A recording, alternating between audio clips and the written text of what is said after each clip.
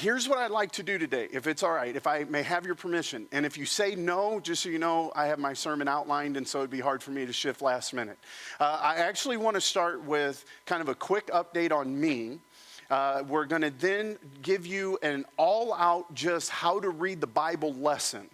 And if you're not a big Bible fan, that's going to be a boring 5 minutes for you. But if you care all about the Bible, like I want to give you just when I read this portion of the Bible, what am I looking at? But then we're going to get into 1 Kings chapter 20. So if you have your Bible and you want to open up to 1 Kings chapter 20, if you want to follow along with some sermon notes and actually read the scripture, I want to encourage you to pull out your phone, download our app, and look under the Sunday sermon notes, and you'll be able to find all of our notes there. So here's what I'd like to do. First of all, I want to say thank you to what I believe is the best church that I've ever heard of, known of, or ever been a part of.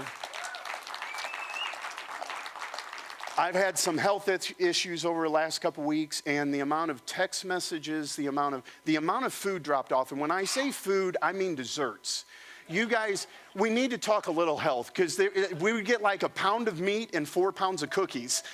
And I couldn't say no to eating the cookies because I felt like I was rejecting you. And so, like, I served you by eating all of those desserts and then hiding some of them in a top cabinet. And I'm not going to tell the kids about it, but I do still have Reese's Cups hidden. So, like, but the amount of food, the amount of love, the amount of gift cards that came to myself and my family while I've been sick, or overcoming what I'm just kind of dealing with right now has been a ton. And so here's where, can I just say this? This may sound selfish. This may sound like I'm making a sermon all about me.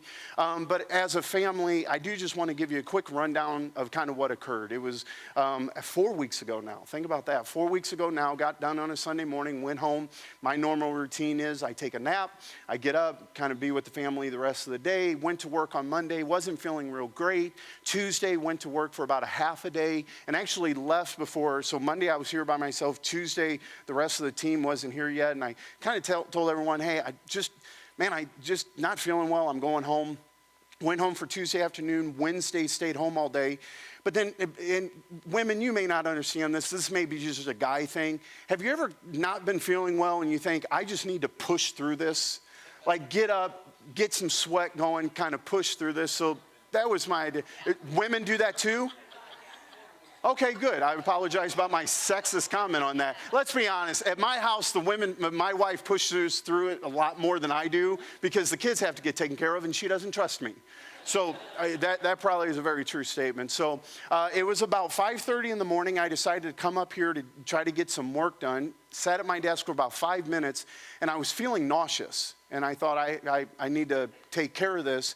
And I tried to slowly make my way to the restroom, and I ended up blacking out. Fell down, and if you see me today and you notice I keep pulling my top lip down, I actually cracked two of my two front teeth. I only have 2 front teeth. I think that's what's messing me up.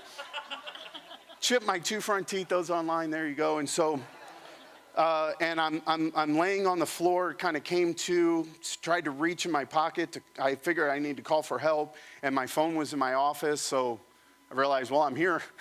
I'm here till I get up. And so eventually got back to my office, decided I think I'm okay to drive home because after blacking out, getting behind a 2,000-pound weapon was a great idea.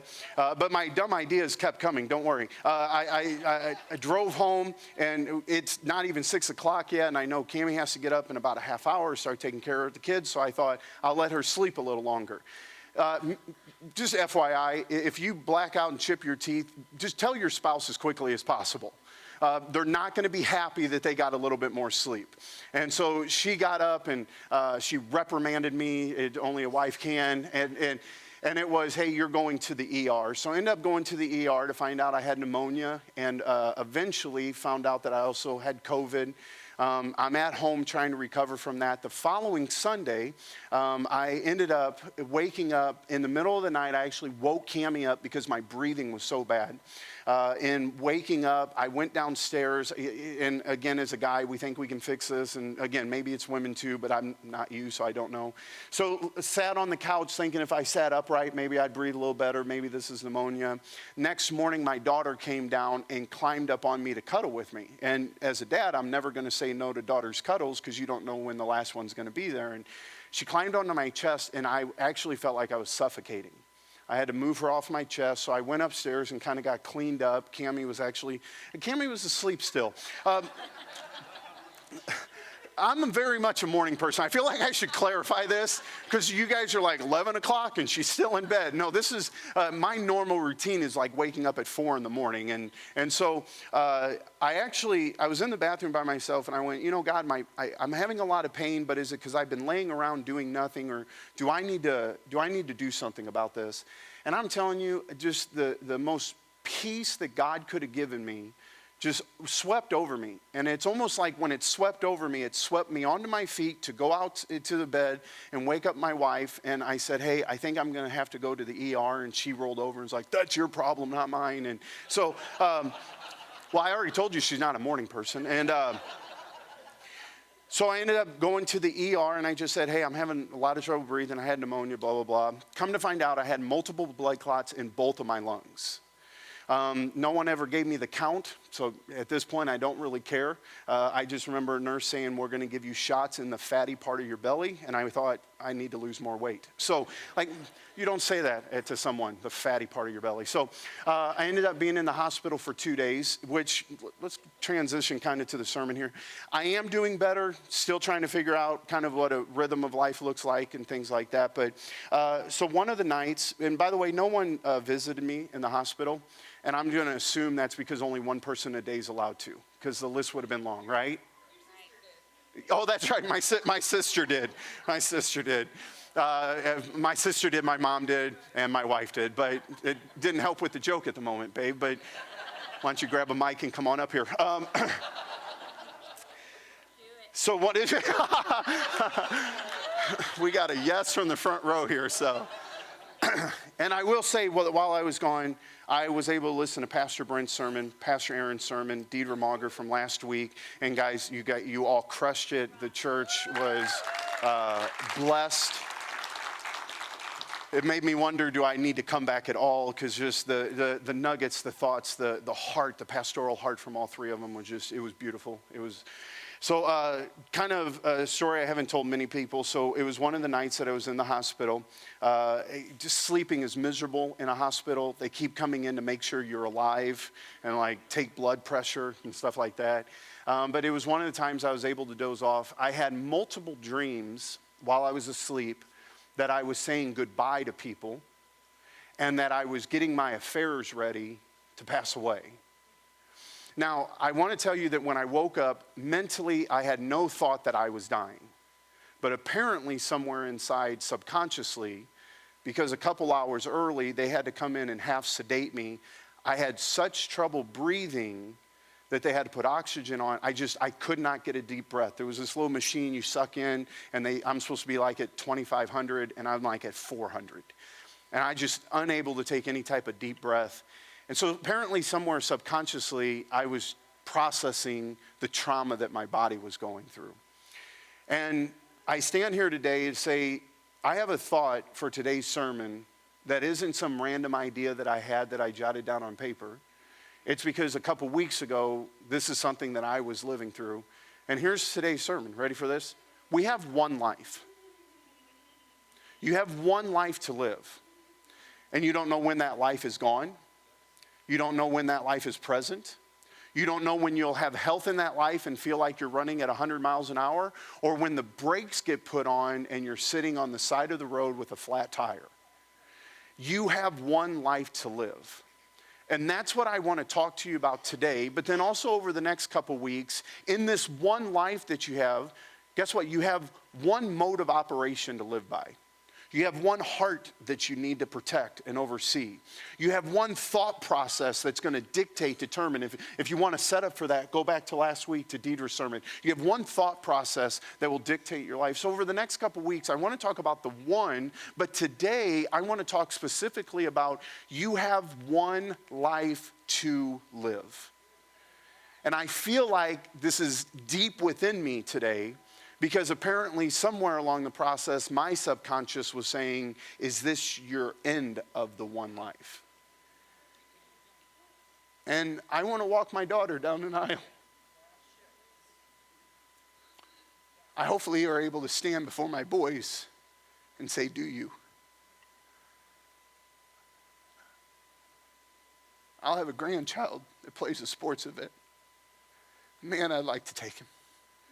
And I'll be the grandpa that talks too much and yells too loud.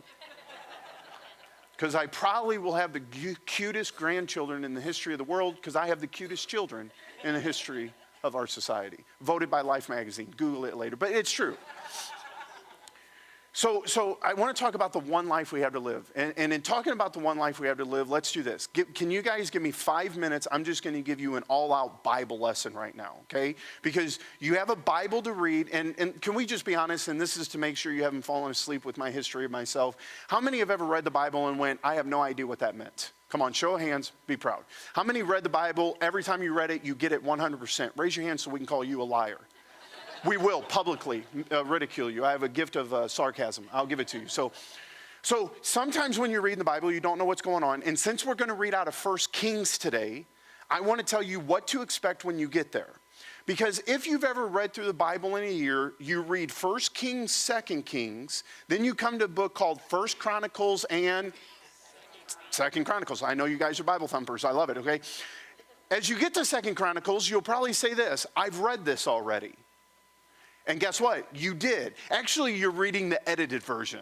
Like, it forgets to add that, David had an affair and killed people. Like, it forgets that. It's a clean-up version. So when you're reading 1 Kings and 2 Kings and 1 Chronicles and 2 Chronicles, here's what you need to know. The books belong on top of each other.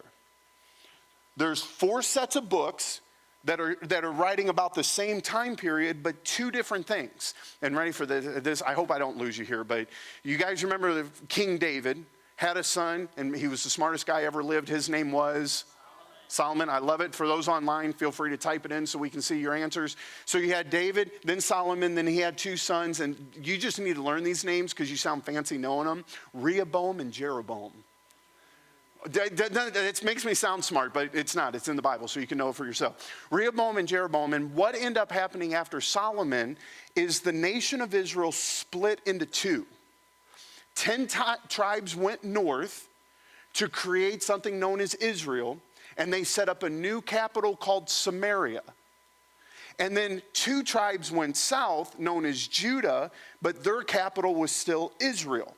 So now, when you read about Israel now, you're no longer reading about one nation, you're reading about a divided nation. And guys, you remember with Jesus, when they weren't even supposed to talk to the Samaritan people? Why is that? It goes all the way back to this split. It's this split with a capital nation up top in the northern 10 tribes, and they're trying to make God their own God by not doing what God told them to do. And by the way, if you're ever on Jeopardy, and they said there were 20 kings in all of Israel, how many of them were good? The answer is none. 0. Perfect. I saw you lipped it to me. 0. 0 of the kings were good in Israel. Now, at least down in Judah, there were 20 kings. 8 were good, 12 were bad. But for the most part, man, these guys were just horrible. The nation kind of split here. Eventually, the 10 tribes of Israel get taken over in captivity. They're gone forever. So as you keep reading about the prophets, every time they talk about Israel, what they're really talking about is 2 tribes of Judah that remained after this exile. Then eventually they even go into captivity into Babylon. So when you're reading 1 Kings and 2 Kings, there are 2 books stacked on top of each other talking about 2 different nations. So here's my last thing. Ready? I know I can see I'm boring you to death, but this is so important to know. This is so important to know. So 1 and 2 Kings talks to us about all of the kings. First and Second Chronicles, the reason it's different, it's only chronicling the kings that eventually lead us to our ultimate king by the name of Jesus. So that's why they're different.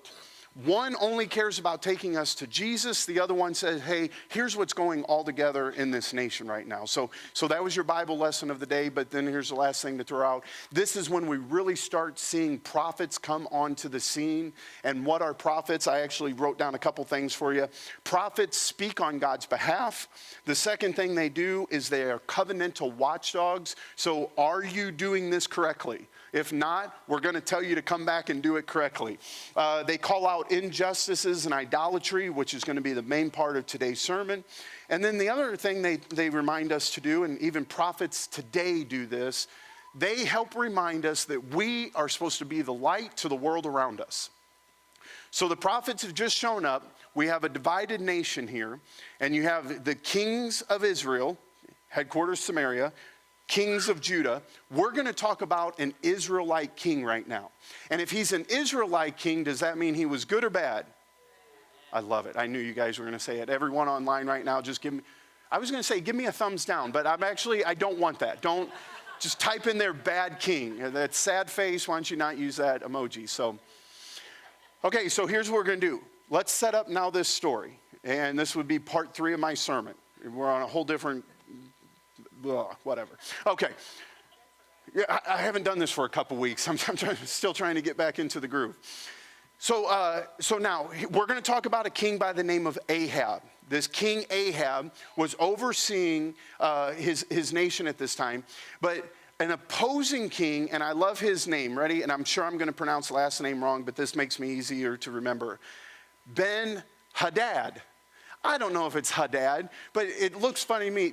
He's Hadad. That's how I remember his name. So you have Ben-Hadad, opposing nation, king. He was the king of Aram.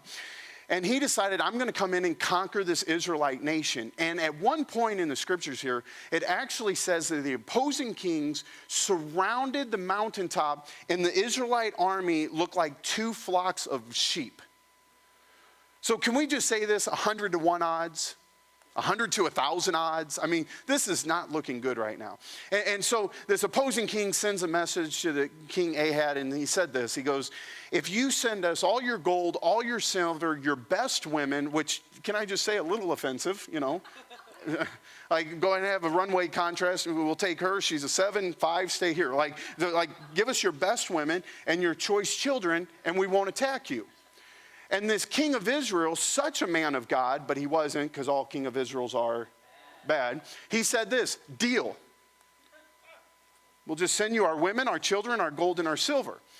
So the opposing king, King Ben-Hadad, he said this. He goes, well, if that's good enough, here's what we're going to do. We're now going to send some people, and they're actually just going to walk through your entire nation, and anything they like, they're going to take. And this is where our unrighteous king of Israel said, no, that's too much.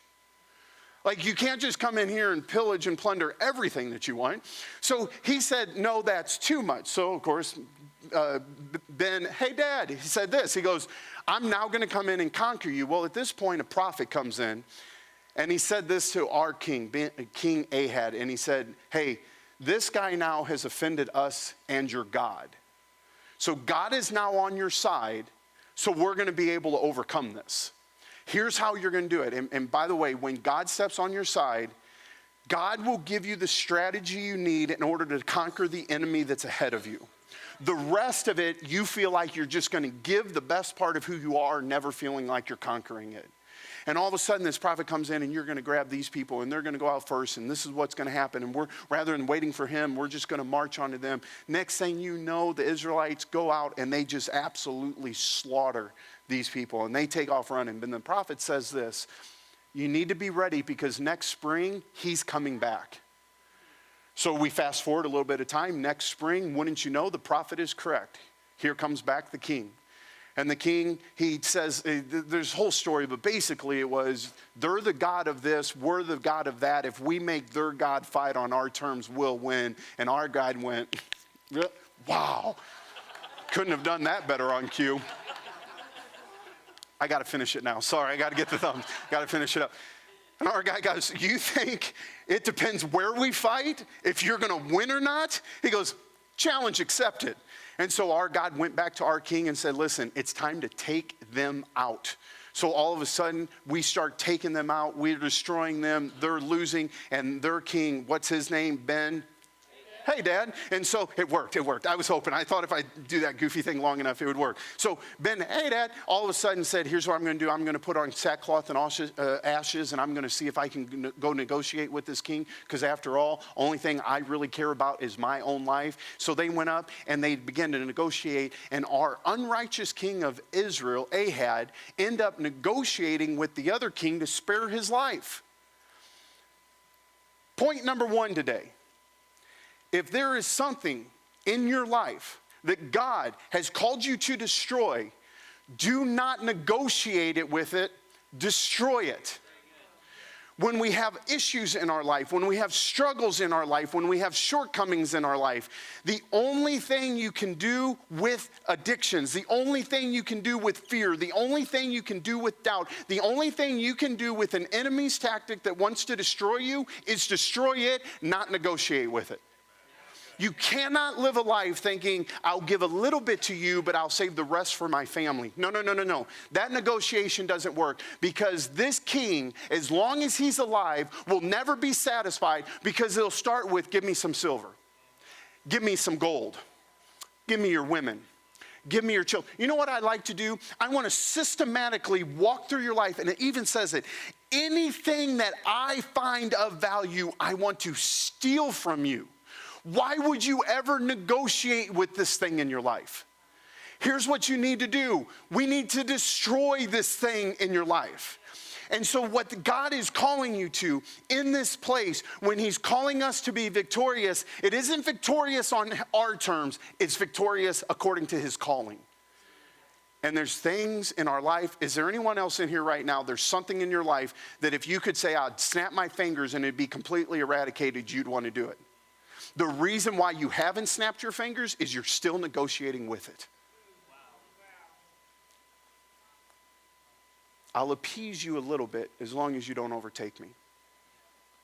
I'll revisit you a little bit as long as you don't take me away from this. And so this prophet, unnamed prophet, this part of the story, God just, it is not about the person doing it, it's about the message being delivered. In 1 Kings chapter 20, we're going to jump to verse 37. Originally, I wanted us starting in verse 35. Well, I'll go ahead and read it to you. I just think it's funny. 1 Kings 20, chapter 20, verse 35, it says, by the word of the Lord, one of the company of prophets, so this is an unnamed prophet that has been communicating to the king all this battle stuff, said to a companion, so there's a guy standing next to him, he goes, strike me with your weapon. So the prophet turns to him and go, hey, I need you to pull out your sword, and I need you to hit me enough to where I'm damaged. So the prophet, but this companion, he refused. So the prophet said, because you have not obeyed the Lord, as soon as you leave me, a lion will kill you. And after that, the man went away, and a lion found him and killed him. I just read that because it's entertaining to me. You may say, I don't understand that. Remember earlier when I said, raise your hand if there's parts of the Bible you don't understand? This one's just funny to me. So note to self, if I ever walk up to you and say, the Lord told you to punch me in the face, I'd swing away. So, not you, babe. She immediately started folding her hands and started worshiping. Jesus, help us all. So the prophet found another man and said, strike me, please. So the man struck him and wounded him. Then the prophet went and stood by the road waiting for the king. He disguised himself with his headband band down over his eyes. And so let me kind of picture this. At this point, they didn't have makeup. They didn't have Hollywood effects. He needed to look like he was someone wounded at war. After he was wounded at war, let's just say through his eye, let's call him Scarface. The prophet is now named as Scarface, and he's about to show his little friend to the king, okay? So, you shouldn't laugh at that. You shouldn't know that reference. It's rated R, and so, okay. You got it. So, Still trying to get back in the rhythm of this thing. Just help me out here. So now the prophet's standing there, head bandaged up, scar face. He's waiting for the king to come by, looking down. And all of a sudden, the king, verse 39 here in 1 Kings 20, as the king passed by, the prophet called out to him and said, your servant went into the thick of battle, and it would look like it. That he has blood, he has bandages. He went into the thick of battle, and when someone came to me with a captive, or can we say this, with a POW, prisoner of war. Here's a prisoner of war that we have, and he said, guard this man. If he is missing, it will be your life for his life, or you must pay a talent of silver. So now in the thick of battle, a general, a sergeant, a commander comes up to this lone guy that the king doesn't know, that's in a disguise, that looks like he's wounded, and he said, here's a prisoner, we need to keep their eye on him.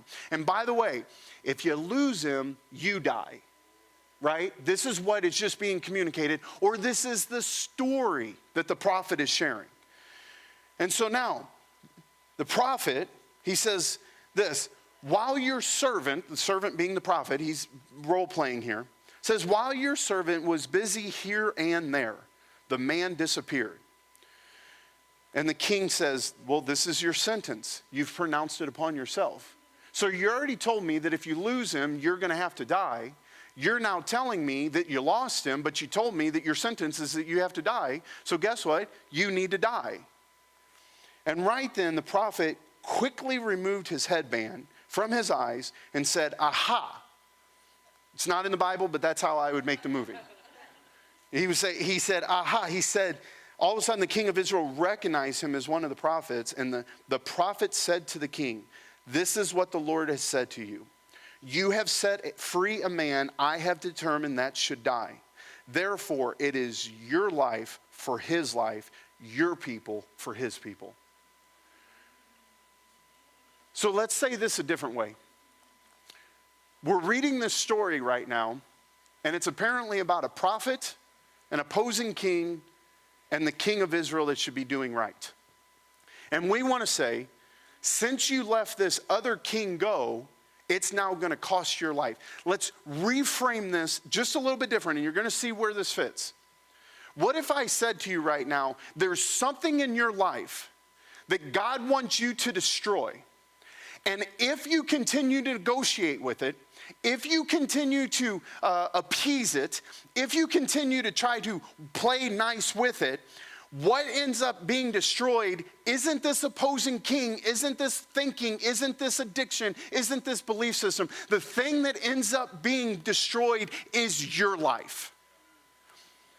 Your life is the one that gets called because your life is the one meant to be free. Your life was the one that was meant to listen to what God called you to do. And anytime we skirt that issue, anytime we step away from that calling, what we're actually doing is attaching something to us that will eventually kill us.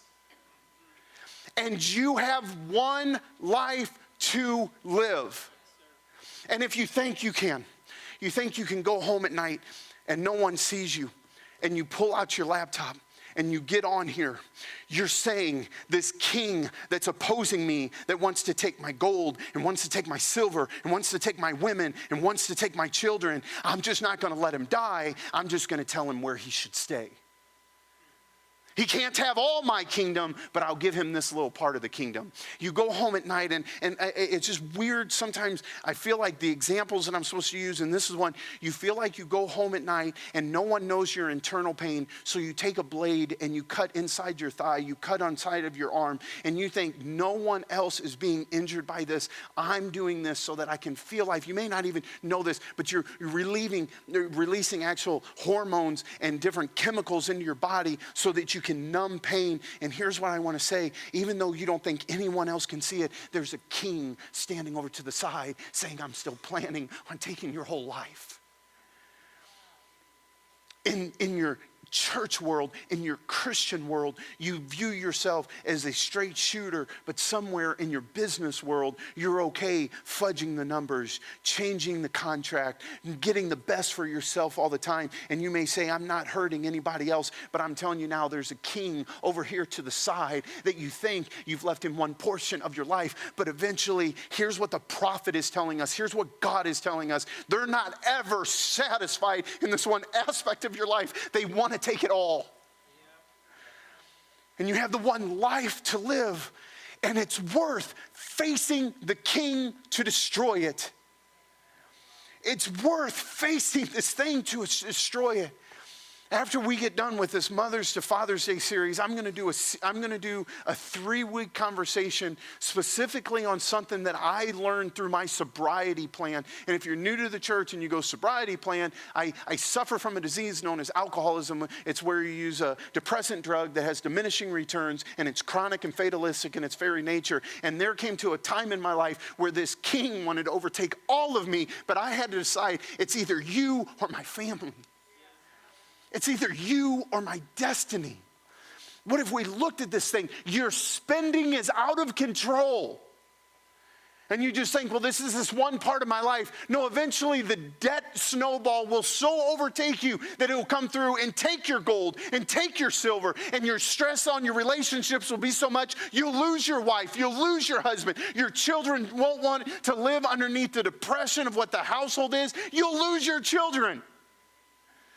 Because you can't keep a foreign king that worships a different God even on the sideline. This one life that we have to fight for it to death. We completely kill. We completely destroy. And we completely eradicate it from our life. And so,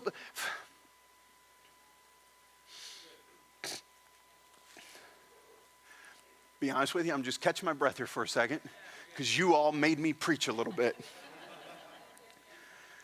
So, final thought for you. You may not agree with this. I may not be right. Okay? I'm going to throw that out there now. I think I can prove it biblically, but you may be able to disprove me.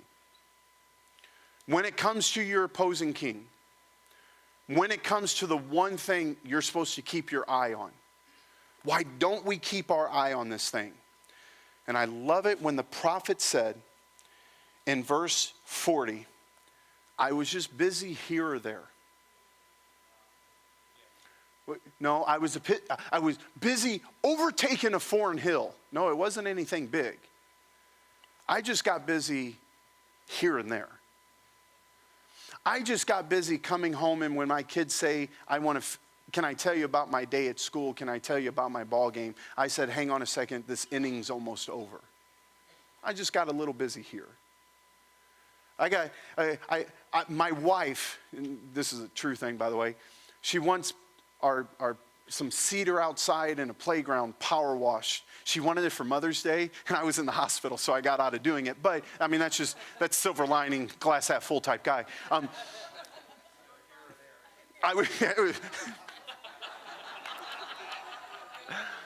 Just, those online, you're not missing anything being here live. Just stay at home. Just get the A. But here's the thing. If I know this is the desire of her heart, if I get busy here and get busy there and never do that, how am I not eventually waiting for an enemy to come out and remove my wife's heart towards me or mine towards her? Right? Note to self, power wash and stain that stuff. But it's just amazing. I don't want to talk to you about the big things. I want to talk to you about the little things. The little places you get busy here or there. So here's the thought that I have that you may agree with, may not agree with, and I'm okay with this. I personally believe life sometimes is miserable. Yes. I didn't expect an amen there. But I do know there are teachings out there, there are belief systems out there, you put into the universe and it comes back to you. I do believe in sowing and reaping, but if you have enough faith, nothing bad happens to you. I don't agree with that, and here's why. I think way too much of Jesus' teachings, way too much of the letters that we find in the latter part is the disciples / apostles writing to us, telling us this. You're going to hit hard times, and here's the best way to process through them. Why? Because life is miserable. Now, here's the thought that I'm going to throw out to you. I believe the vast majority of our time, we either pick our misery or our misery picks us. Here's what I mean by that. Let's just give real practical examples. When it comes to your eating, you can either pick your misery or your misery picks you. Right? Because I'm going to eat what I want, when I want, and I'm never going to do any type of physical activity. So right now, I'm getting immediate gratification because Big Macs, for 84 cents, maybe, you can get extra sauce put on top and enjoy that. And now, rather than a large fry, you can get a basket of fries for only $3, supposedly. And so I'm going to immediately gratify myself, but here's what I can't pick when I eat what I want, when I want, how I want, in the quantities that I want while never exercising. A month from now, a year from now, 6 years from now, you're not going to be able to pick your misery in your obesity. You're not going to be able to pick your misery when it comes to your blood work. You're not going to pick your misery when it comes to the damage that's done to your heart and possibly losing a foot, losing a leg. Your misery will pick you. Or, and again, I'm not saying this is a correct across the board everywhere, but it really does seem to fit everywhere I think about. Or I'm going to pick to be miserable now. And here's what I mean that. All the desserts that everyone brought us, I did not eat all of them. Why? I'm unable to go to the gym right now. Daggone, I can barely walk up a flight of stairs without having to take 2 deep breaths, let alone go to the gym and get on an elliptical for an hour. So I decided to say no to desserts, and that is miserable to me. Because God created me with the largest sweet tooth. 2 of my teeth are actually welded together, and it's one big sweet tooth. So I say no to that. I say no to drive-thru all the time. And there's times that I'm miserable and I go to the gym and I actually put more weight above my head than I know that I can lift just to try to go to, that's miserable. It's miserable to get on an elliptical for an hour. And I don't care what you're watching. At 25 minutes, you think you're almost done. And then you lift up the towel because we put in our brain that if you put a towel over the time, it goes by faster. That's wrong. Your internal clock going, this sucks, this sucks, this sucks. Like there's a natural rhythm to what this is. And it's miserable. But yet somehow, on the backside, I have more energy for my kids. I have more life for my kids. I have a healthier, all the blood work that was done on me, when I say all, at one time they took 22 vials of blood. I actually asked if I was going to need a transplant. Like, how much can you take out before? And then my wife's in the outside hall going, take more, take more. Like, it was just crazy. I actually found her online. Do you know there's a website called tradeinaHusband.com? She was like on there filling out a form. It was just nuts. And so you don't have a microphone now, do you? So we'll talk about it later. No, I'll be out there power washing today in a chair. But here's saying everything that came back, my heart is healthy. My blood work was healthy. Everything was right. Why? Because I picked my misery on the front side. Let's talk about your money right now. You either pick your misery or your misery picks you. When it comes to your finances, you either spend everything you want and get anything you want anytime that you want, and you are absolutely miserable. Because here's what my guess is. If I were to look across this room and use national averages, 70 to 75% of you don't manage money, you manage debt.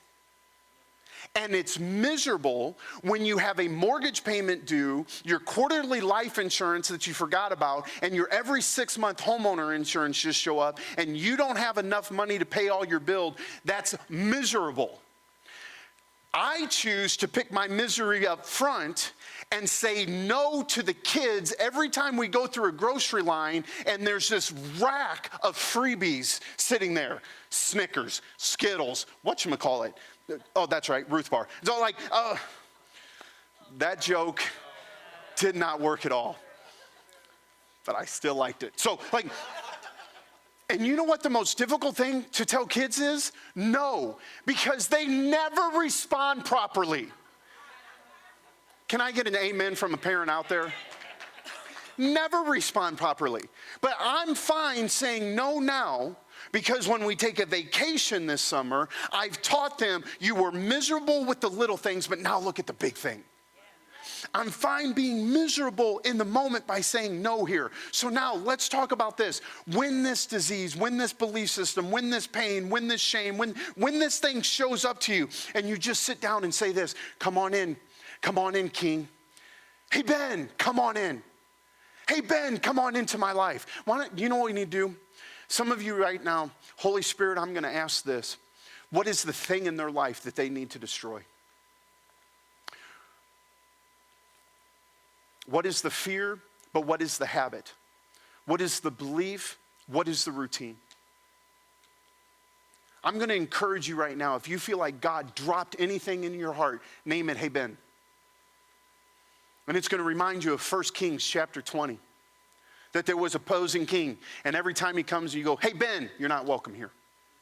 Hey, Ben, you can't come in here. You know why? Because I'm going to pick my misery on the front side and have the battle with you that I know that we needed to be having for a long time. But on the backside of winning this battle, rather than coming to God and saying, you kept your eye off the thing that was the most important because you were busy doing this and you were busy doing that, you will end up losing your life. You will lose your soul. You will lose the thing that God has created you for. You will rather do this. Hey, Ben, I'm picking misery now so that I can have life later, rather than choosing life now and having misery later.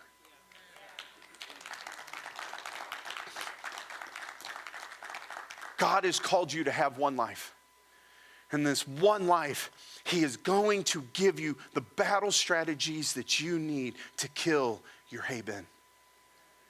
And in destroying that hey, Ben, it may be miserable. It may be weeks. It may be months. It could be years of a battle. But guess what? That misery that you pick on the front side ensures life on the back side.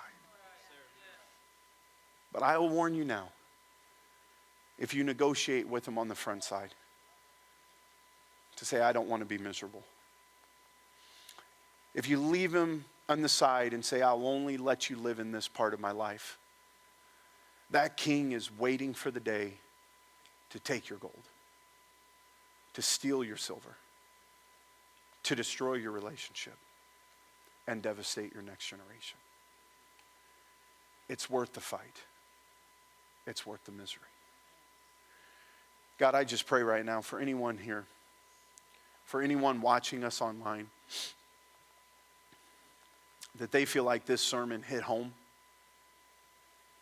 that this is for them. I pray tonight, this morning, I pray that they label that thing their hey, Ben.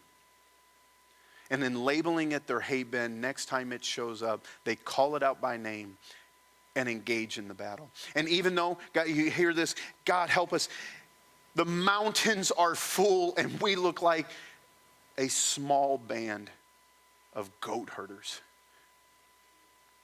God, if you are on our side, one can put 1,000 to flight. So I just pray today you give them the faith they need to understand that they can overcome this enemy. I pray you give the strategies that they need in order to systematically root this out of their life. It's not a one-shot wonder. The strategy was to go into waves to systematically dismantle. I ask for that strategy to come their way today. And at the end of the day, rather than a prophet pulling a bandage off of his eye and say it's our life for theirs, I pray the prophets speak into our lives and say, since you took that life, since you took that belief, since you took that habit, since you took, now you can have life and life abundant.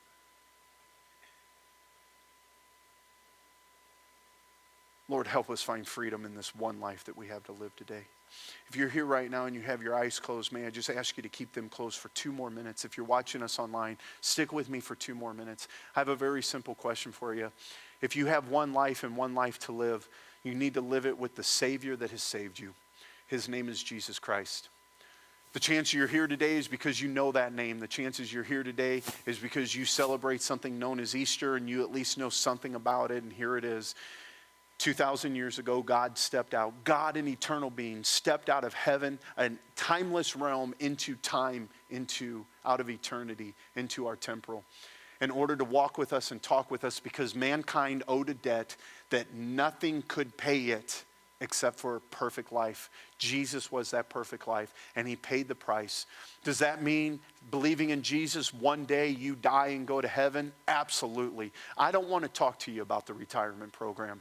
I want to share with you the day-to-day, that you can walk with him, that you can talk with him, and that when this enemy, Ben-Had, shows up, you can defeat him. If you don't know Jesus Christ as your personal Lord and Savior, with all eyes closed and heads bowed, for those sitting with me live, if you're ready to say yes to Jesus Christ, your personal Lord and Savior, could I ask you just to raise your hand in the air so that I can see that you've made that decision?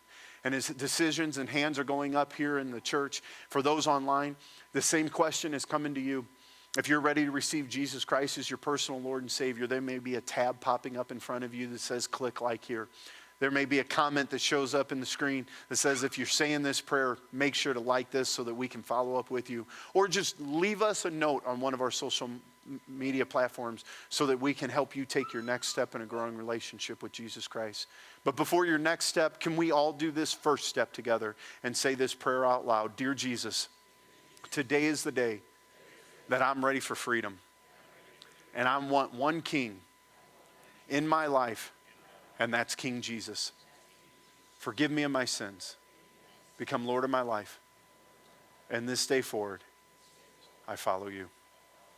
Lord, we praise you for those that maybe said the prayer for the first time or said it again for a second time, third time, fourth time, fifth time, God. We believe today is the day they find you as their Savior.